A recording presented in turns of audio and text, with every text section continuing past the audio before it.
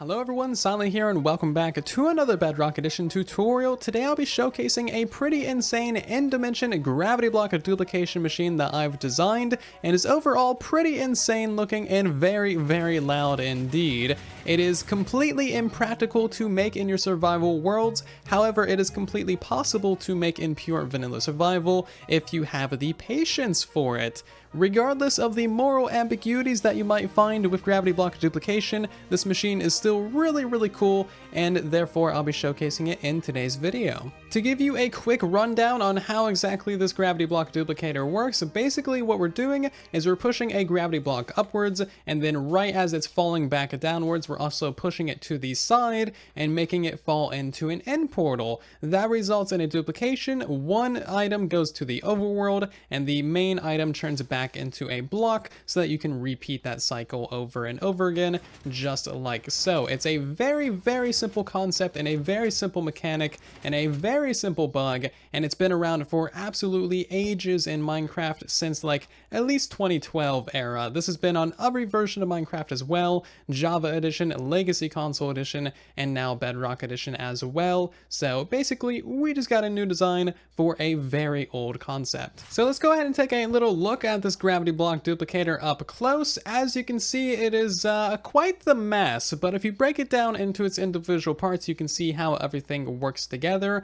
Basically, we have 20 individual gravity block duplicators, all of which are identified by a different color of concrete in front of them, and then all of those guys are on one really fast clock to make them all duplicate really quickly. Now, this is based around the actual end fountain in the end dimension, and you might not even recognize the fountain, but this was a fountain at one point, and we've pretty much completely destroyed it and stripped it down to this. Now, of course, the end fountain normally looks like that, so as you can see, it's quite impractical to do in survival mode, but you can actually do it in survival. It just takes a lot of work, and I'm not quite sure if it's actually worth all the effort that goes into it to make this particular design. But if we go through to the overworld real quick, we can actually see all of these items end up at the overworld spawn. So as soon as you leave the end dimension, you'll go back to the world spawn, of course, and naturally we have a whole ton of gravity blocks. Now you can duplicate pretty much any gravity block in the game except for dragon eggs, because those have a couple of unique properties. But this is the world spawn right here. All of the actual duplicated items will go right here. They'll go into a water stream. It's super simple for item collection. You can put that into storage or a concrete converter or whatever you want to do, and it all works out perfectly fine. Really not much to look at or see in the overworld. So some of you guys who are eagle-eyed and watched the previous gravity block duplicator, which used an end portal in the overworld, may have noticed this layout for this end dimension gravity duper, and I've actually been sitting on this for the last couple of weeks and been wanting to put this out for you guys, but I didn't quite have the time to design it until now. So those of you who noticed the design in the first video, congrats on you, you get a cookie. So let's quickly go over the rates of this in-dimension gravity block duplication machine. This thing will produce up to 120,000 items per hour if it's all built correctly, and that is because we have 20 individual duplicators. We have 16 around the outer edge, and then an additional 4 in the center as well. Every single one of these little duplicators will produce you 6,000 items per hour, again totaling for 120,000. Comparing that to the previous design, which sends items to the end dimension from the overworld, that one only has 12 duplicators at 6,000 items per hour, so that one gets you 72,000 items in an hour. This one takes way more work and is not practical at all for survival use. However, it does get quite a bit more rates. A little note about the farm, this thing has to be absolutely exact when it comes to the timings. Everything is very much particular in the way that it is built. If you have even just a little bit too much lag in your world, then some of these duplicators may not work. They can kind of cancel each other out. So for example, the middle 4 might stop working, which is of course the best 4 to stop working, because those ones take the most effort to build. So keep that in mind if you do end up building this in your world, or if you download the world. Some of these may not work if you have too much lag. So of course, credit where credit is due as always on the channel. Massive thank you to sofabeddd for sending me this original design a few weeks ago and getting me into gravity block duping and all of the mechanics with them on the Bedrock Edition. I basically wasn't really that interested before he sent me this, and now I've kind of gone off on a tangent and made things that are very, very complicated. So again, massive thank you sofabeddd, and also a huge thank you to Skim and James for helping me design the things that you see behind me and for helping design the previous version of this as well. Much appreciated. You guys are all very awesome, and thank you so much for the help. So there is a reason that I said showcase at the beginning of this video, and that is because I will not be doing a block by block tutorial for this design, or really any tutorial of the sort, because this is an incredibly impractical thing to make in your Bedrock Edition worlds, and let me explain why. We need to use some very painstaking and patience depleting bedrock breaking methods, and these will be broken in the next update as well. I do not know if we're going to get a new bedrock breaking method. I'm sure we will, but who knows if we'll be able to create a structure like this out of the end fountain with the new bedrock breaking methods. And also, you cannot fight the dragon. If you fight the dragon, that's going to regenerate the portal and destroy your farm. Furthermore, you will not be able to make a bedrock farm after you've built this, because that again will also regenerate the portal, completely destroying your gravity block farm. Overall, it's probably going to take you at least like an hour, hour and a half to clear out the 30 or so pieces of bedrock that you need to from the end fountain in order to build this design. Now, you don't need to clear out all the bedrock in the center if you don't want to. That is completely optional. However, at that point, you may as well just build a design that sends items to the end dimension from the overworld. Building one of these in the overworld is way simpler and it will never break, so you may as well just go watch that tutorial at that point. Now, all of that being said, there will be a download for this end dimension gravity duper in the description of the video. You are more than welcome to check that out and dissect the build all that you want, and in that world download will also be a download for the overworld version of the gravity block duplicator as well. So basically both designs in one download, so go check that out if you feel like it. Now, I will be showcasing the actual bedrock breaking method in this video because I'm pretty sure I found out a new method for breaking blocks upwards, allowing us to clear out all the space in the center relatively easy, and I haven't seen this around before, so I want to show that off in case you do actually want to build this in your survival worlds.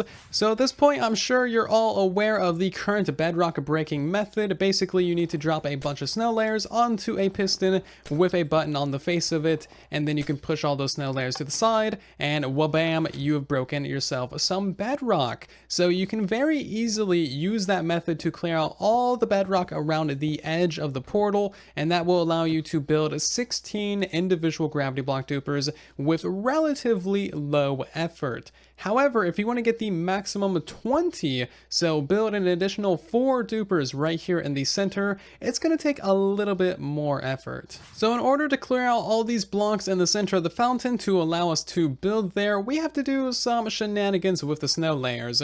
So we need to use the standard method to remove that piece of bedrock right there, allowing us to then drop in more pieces of snow on top of another piston with a button on its face. Now, something that I found out while I was testing this, and this might have been known before, I don't really know, I like to do my own testing, is that you can actually push these snow layers upwards several times, and that allows you to relatively easily break all these blocks here in the center. So what we can do is we can push over these snow layers onto this block of button, and then we'll push those upwards and upwards again, and that should result in that block of bedrock being broken. So we can do a double piston extension, and there we go. We have now broken that block. So we can actually do that several more times, moving this little system around until we've cleared out all the bedrock in the center. So by using the double piston extender method, you should be able to remove the center 3x3 of bedrock from the fountain underneath the center pillar. It's gonna take a lot of effort, it's gonna be painful, don't do it, just build the overworld version, it's easier.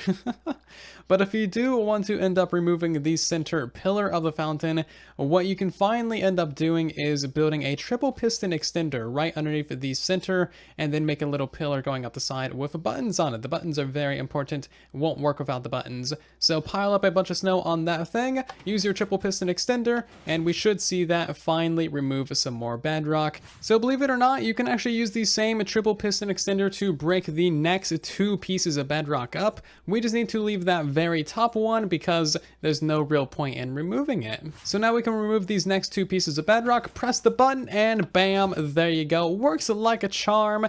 Only after like the 20th try. So it's not perfectly reliable, but as you can see, you can actually remove that entire center pillar. If you really wanted to, you could also remove that piece of bedrock too. So that is the difficult and time-consuming part done. Once you've removed all the bedrock from the middle, then you're actually free to go ahead and place an obsidian floor in there, place an ender crystal in the middle, and now we can actually go ahead and push this guy around to remove all of these unnecessary portals in the center. Of course, the fire from the ender crystal is going to go ahead and delete any block underneath it, including these portals. This is the same kind of mechanic that we use to farm bedrock as well. And as you can see, we just need to push this guy around in a little circle. And there we go. Once you have removed the center 3x3, go ahead and punch the crystal. It'll be perfectly fine. And as you can see, we can now go ahead and remove all of this stuff. And we are perfectly free to build up basically the best gravity block duplicator that you can in vanilla survival without actually acquiring any of these portals. So to the 3 of you that actually made it through that part of the video, you can see exactly why we're not doing a tutorial for this thing.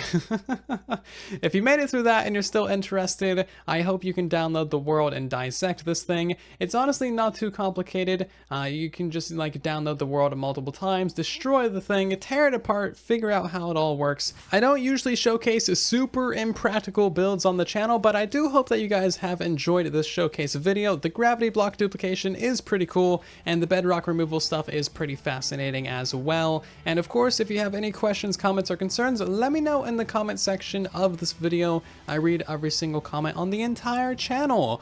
But otherwise, thank you ever so much for watching today's video. I do hope that you have enjoyed once again. If you have, make sure to leave a like on the video. It helps out the video and the channel. And also potentially subscribe. We are so super close to 200,000, and that is absolutely incredible. Thank you so very much for that. I will see you guys down in the comment section and in the next one. And then there was silence.